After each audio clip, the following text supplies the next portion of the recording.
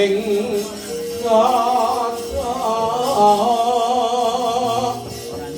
dan iwang mangun saniti benjang orang ngetes sampean tinyong ali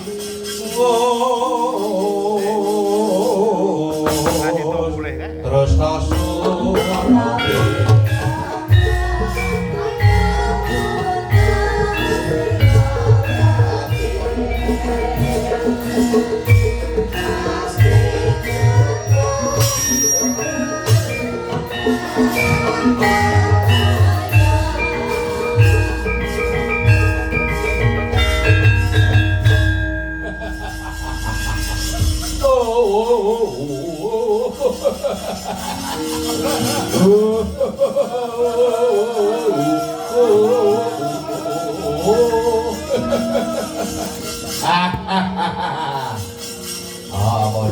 kanca-kanca kula niku suwe-suwe saya wengi saya kompak.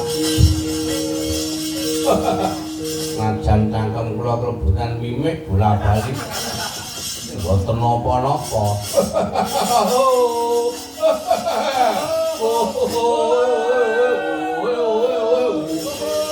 Man Arya Sengkuni medal jauh. Putra kula pun Durasasana nyandhang wertiman. Kula ingkang putra ing Bono Keling kula pun Arenjata Cumadong dawuh. Kula pun Surtayu Cumadong dawuh, Aswatama Cumadong dawuh. Kula pun Kartomarma Cumadong dawuh paman. Ya paman. Sampun sawetawis sagenipun. Medal saking Padukuhan Kebaksuri ya napa kabare kula Cumadong dawuh kan kula putra Paduka Durawa ganti ya napa sampeyan kabare Paduka paman sampun kepareng wiya saking Peneman Kebaksuri Cumadong dawuh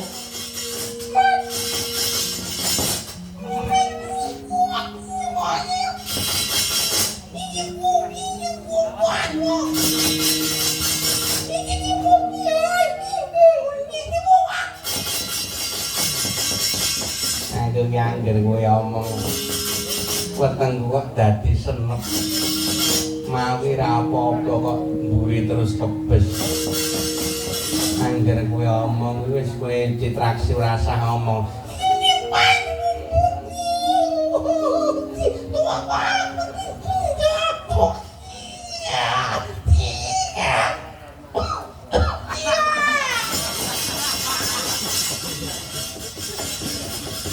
wis ta wong iki lagi watuk pilek ngono wae. Wis ora usah omong cukup anakku Dursasana. Pokoke anggerane pasewakan jaba ngene iki citraksi ora usah omong pokoke teko tanda tangan ngene kon joget-joget ngene kuwi sesuk wis bayaran. Nek enek wayah sego medhun ngladeni ngetok-ketok repot ngene sesuk untuk bayaran karo benak-benak nih kocok meripat munggah medune besok wis entuk amplop saka Bunia. Wes cukup meneng. Kowe iki nek omong elek, ora tak omong ora takon ngomong kok nganyel iki. Nggih, Cumadong dawuh aman. Nggonmu padha berdandan aja mbok kendhoni nanging malah kepara padha kenceng ana. Nggonku bakal mrituk Resi Sabdawala bakal mboyong Sabdawala ana pepalange. Pepalange pun sinten, Mas? Pepalange cantrike sing jeneng Anoman lawan Antasena. Wah, anak-anak Pandhawa padha ngenger teng pertapan Kembang Sore mriki. Ya pancen para nyata. Mongko dawuh anak Prabu Duryudana Kurawa ora kena bali yen durung nggawa jasate wujude Begawan Sabdawala. Nggih. pun kula lan adik-adik kula saguh dithuk lawan Resi Sabdawa. Resine Sabdawa kuwi ora apa-apa ning murid-muride iki padha kacinengan Sekti Mandraguna. Tak sawang anak-anak Pandhawa wis mapan ana kono. Lah niku sing iso nyababi dadi angel ngene iki. Ning lakon kuwi yen durung dilakoni biasane angel ning wis kulino suwe-suwe iku mengke dadi gampang, Mas. Ya wis ora sah kembo. Swatama metu njaba ndang Wadyabala budalan dina iki ngrangket marang Resi Sabdawa para Mandalawasi lan paman. Enjing bidal gumuruh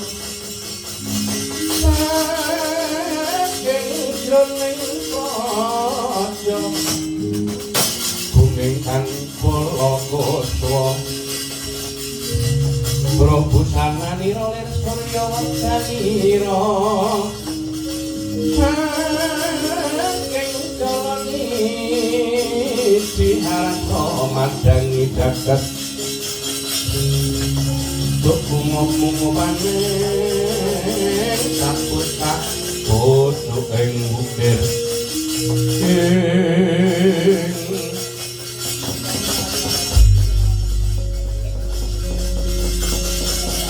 Damyak pun taping yo bolo ingkang wonten pertapan Kembang Sore ingkang pinandhikan dening Wikramati Harya Sengkuni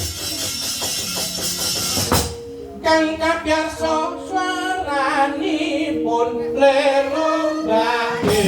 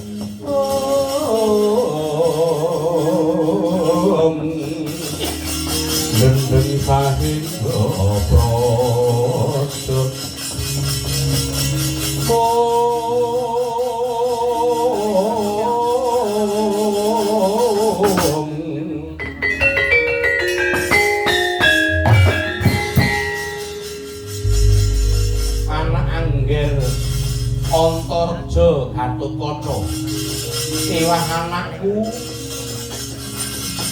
Raden Antasena wonten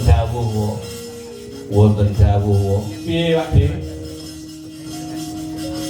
kudune ora susah tirta tinalangan dawuhipun ing Kendali Sada nggone padha dadi muridé Begawan Sakdawala dina iki mengko Begawan Sakdawala ya pepundhene wong-wong ing Kembang Sore pepundhene para anak-anak Pandhawa bakal dirangket dening prajurit saka negara Ngastina ingkang dipandhegani dening Patih Harya Sengkuni. Ih, kados pundi wae. Menipun kula lan panjenengan minangka dados siswa kedahipun cancut gumergut mbelani dhateng Begawan Sakdawala ingkang tundhonipun badhe dipun krenah pejahipun nggih. Iya, kula sagah minangka dados dadane kiwuh. Ya Pakde. Najan Kurawa kae cacahe 100 ning sing akeh mung cacahe ning tenagane. Ora kena diandelke, apa meneh sing jeneng Sengkuni kae. Aku anggere petuk Sengkuni pengen ngidak cengele. Iya. Yen kaya mangkono kae sawangen. Para Kurawa kang dipandhegani dening Patih Harya Sengkuni segelar sepapan tumbak ing ngrangkap kaya jating arang. Payunge megar kaya jamur bat wis ngener ana papan kene. Ora kaya padha papak iki.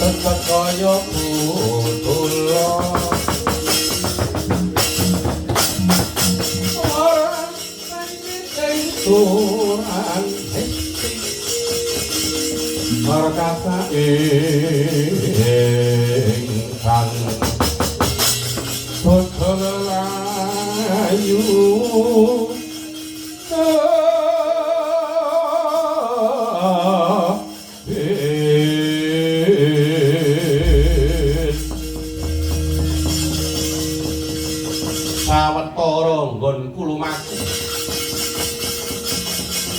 kepapak petak putih ora pangling. Anu ani ya dasar kepara nyata dadi keseting Begawan Sakdawala.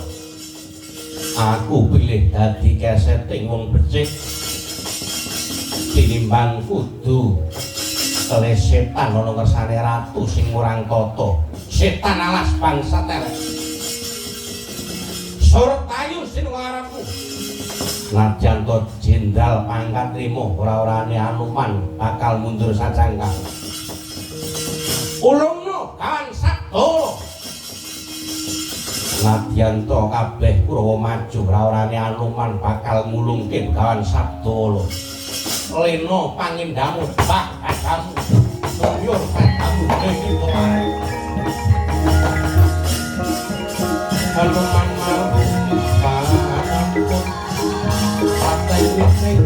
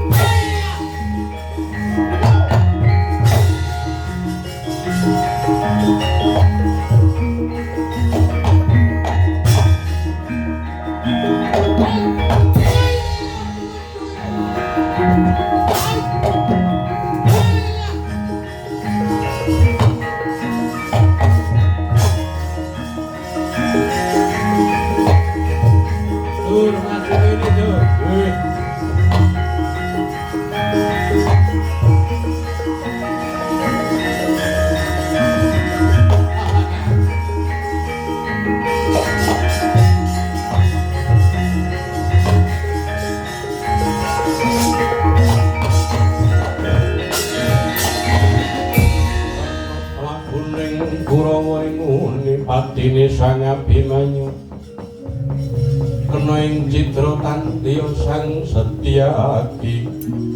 Oh pripun man wah nyata murid-murid Resi Sabdawala padha sekti mandraguna.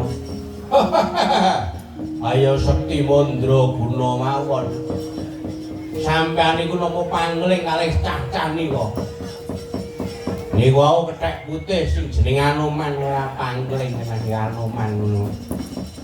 Terus nika anak-anak Pandhawa anak Werkudara sing mabur ketap-ketap nugeli sirah niku wau nugeli gulu wau sinten nah Gatotkaca.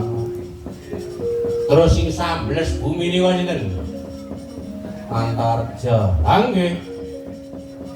Terus sing nyumuti nek perang ngetokne sumut najan cilik ning ampuh niku sinten? Ngenasi Antasena. Nggih. Terus lajeng pripun? Nah ngene, gandeng iki para Kurawa iki padha mundur yen cara akal kalah saiki nganggo akal. Akal pripun? Akal pripun? Wis to kula niku percaya jeng diakali kaya ngapa nek anak-anak Pandhawa niku luwih pinter. Moga niku tak sregep sekolah. Oh, ngoten niku beda kaya Kurawa sing dimuridi apa gurune Mbah Durna niku. Murid kok mangkate jam 8 lagi mlebu ning gerbang. Wae dadak udut ning kidul sekolahan. Oh. Ketok enek gurune liwat, gurune malah ditawani. Purun Pak Udut lho ngono kuwi ora coba. Kurawa niku. Beda kaya Pandhawa niku anak-anak Pandhawa niku cetu anak-anak sing padha sregep sekolah. Mula sekti mandraguna. Seneng sesirih ora tau mangan lho. Yen wayah bengi niku padha melekan.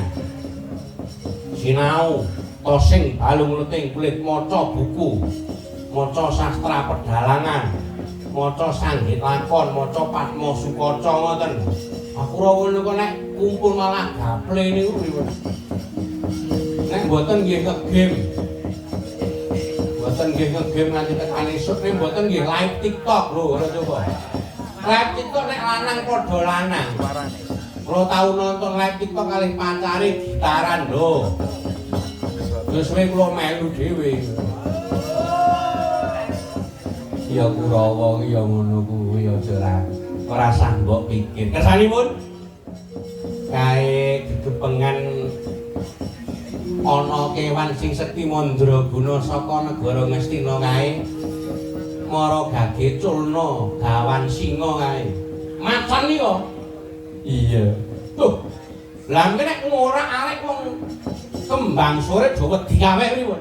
Lah iki tujane wong-wong kembang sore ben do wedi kok piye to niku. Ngene kok ora jalan ngene. Anane singa kae diculne pamrih iki supaya wong kembang sore padha kocar kacir culne dine iki.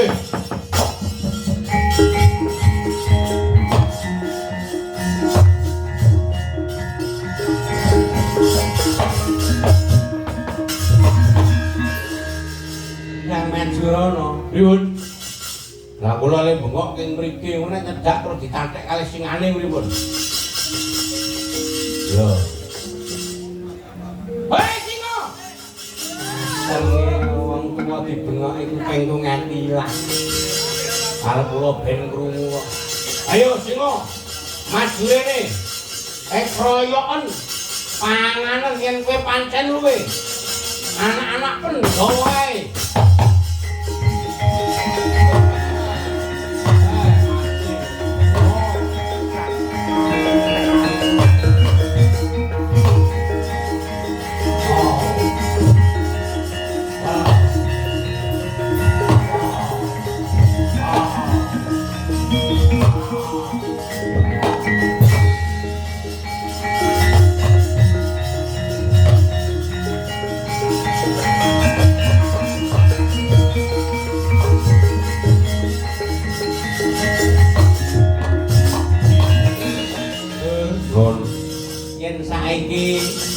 singane wis mbok kokke saiki gawe giris.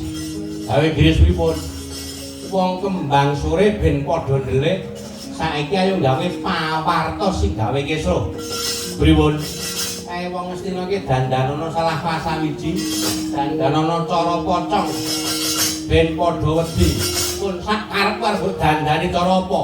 Ben padha kesro wong negara wong kembang sore kae.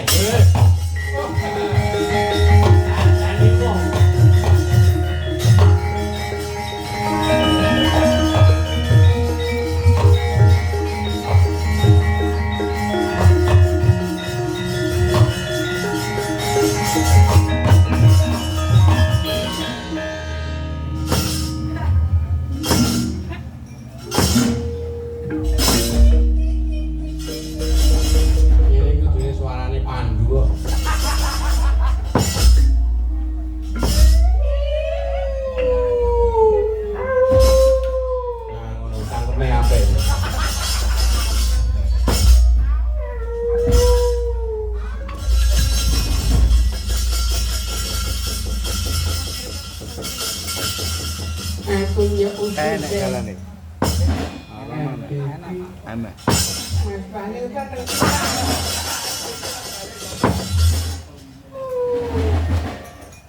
Kok ganjel ki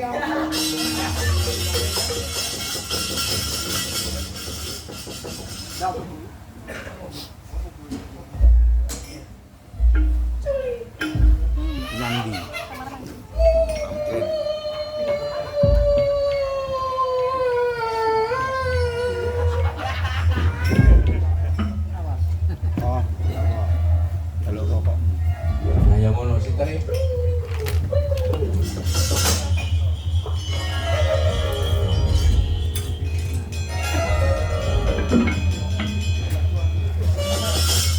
Potongo atrat ini.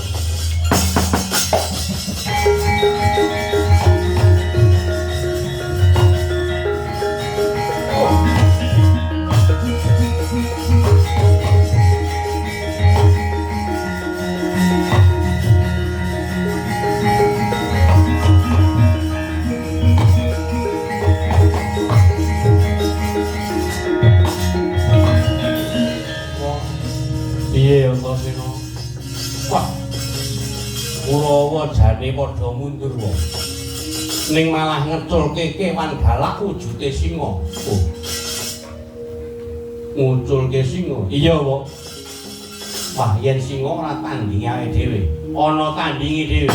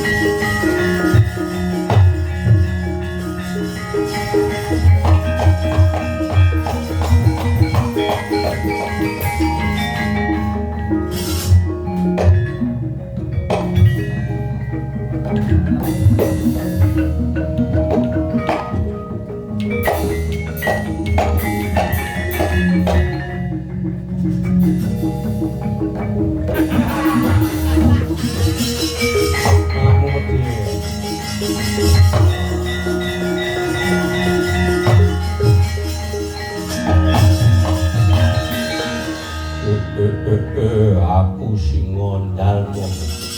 Apa iki? Aku jenengku Mat Kancil. Mat Kancil. Ya aranku Mat Kancil, aku tuwa buru. Tuwa buru sing pancen pakaryanku ana ing pertapan Kembang sore kene tugasku golek buron wana. Kaya ana singa kok iso ngomong. Aku singa weton saka sirkuit. Aku iso omong. Ayo manut tak untal malang dina iki.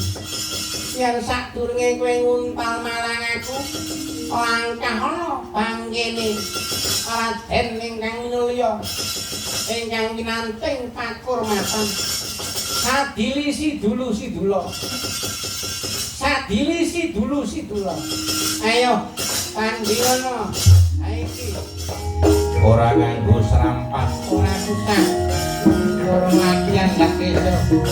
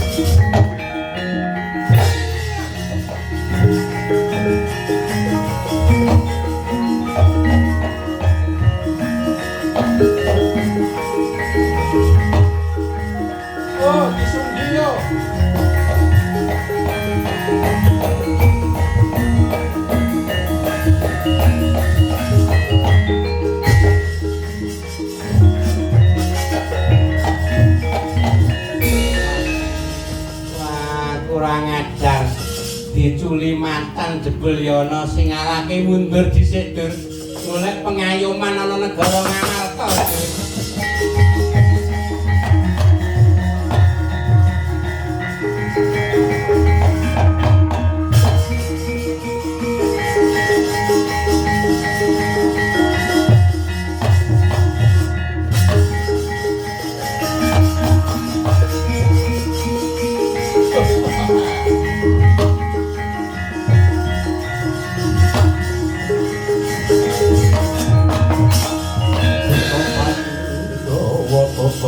Dewi Soyo Indriyaksa Goro Maruto Latalah Kanjeng Ibu Pandya Padari Durga anak nggih tak lara-lara piye nggih nalika semanten Kanjeng Rama pukulun Bathara Guru paring dawuh bilih badhe maringi pangan dhateng kula wujudipun bocah-bocah Sukerta Kanjeng Ibu. Ya pancen kaya mangkono. Ana ngalam donya iki kang bisa mbok pangan, mbok tadah cara mangsa yaiku wong-wong sing nandhang Sukerta wong bagus. Kados dene kados pundi? Ana anak sing lair mung setunggal jenenge Untang-Anting. Ana anak lair loro lanang wadon kedono kedini. Ana anak sing lair lanang wadon lanang jenenge Senjang Kapik Pancuran. Ana bocah sing lair wadon lanang wadon jenenge Pancuran Kapik Senjang. Ana anak sing lair lanang kabeh cacahe 4 jenenge Sarombo. Ana anak lair wadon cacahe 4 jenenge Sarimpi. Lan sapanunggalane kuwi wajib dadi panganmu yen ora diruwat nggih. Inggih Kanjeng Ibu. Samengko malah ana wong sing ngurang tata. Ana titahing Gusti kang ngurang tata. Wong kang mbedal senaturaning Gusti. Ana pendhita ana wong kang madhep pandhita ingkang masrama iku pertapan kembang sore. Mara gage yen kowe bisa mangan sing aran Begawan Sabdawala kowe bakal marek selawase uripmu nggih.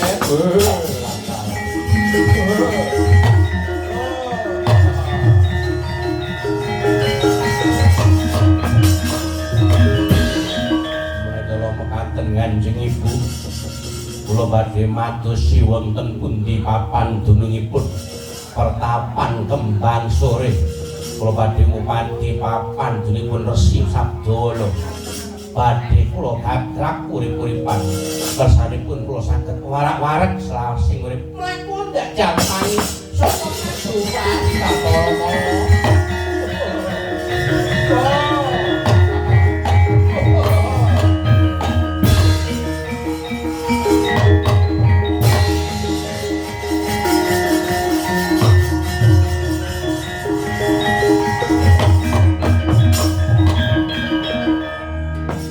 dalwara rasa biar kang lintang kumedak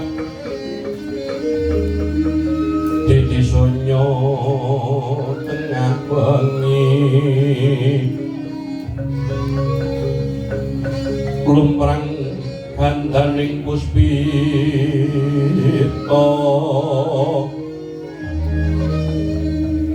kang maning Putyan ira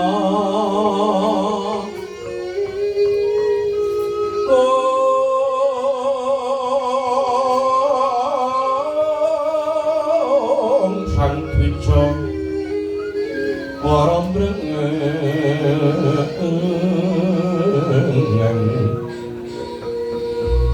lir swaraning madu bronto manungsa sarining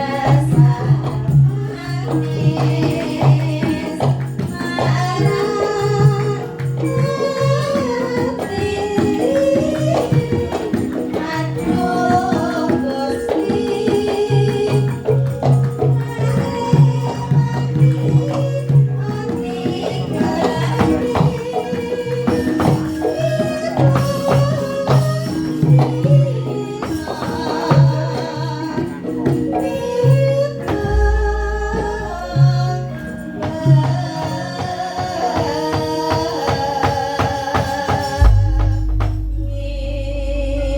kanca ning dhisik gembira alera-alera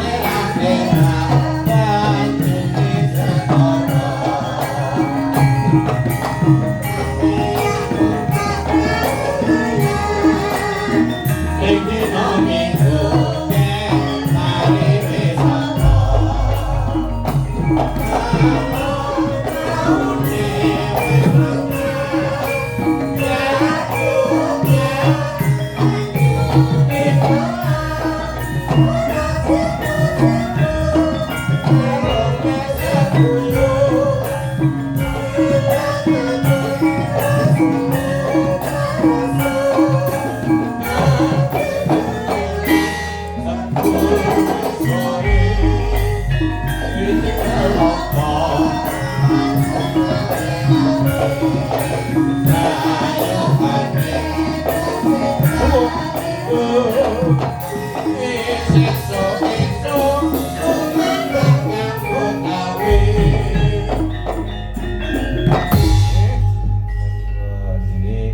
asline lagu pelok ning Slendroke rawlayare Mbah Narto Sabda ya kanca ning dhisik gembira alerap-lerap banyuning segara angliyak numpak prau layar ing dina minggu kek mari wisata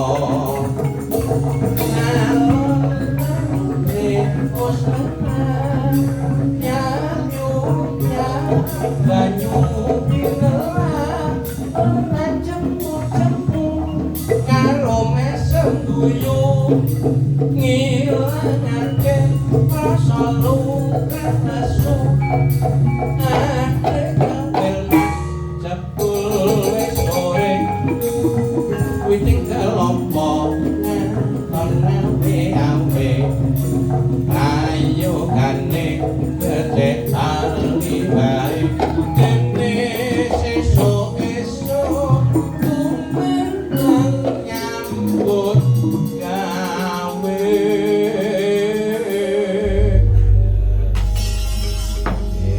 turung tau metu iki lagi metu ning Brangulor iki prau layar biasane larase pelok ning di Slendroke ya ora ngusah asik ora wong selendang biru digarap apa-apa ya kena kok Mas gondrong kae ya ana selendang biru sing selendang biru kang ana raimu undang wis diseni selendang liya Gong melu syukur alhamdulillah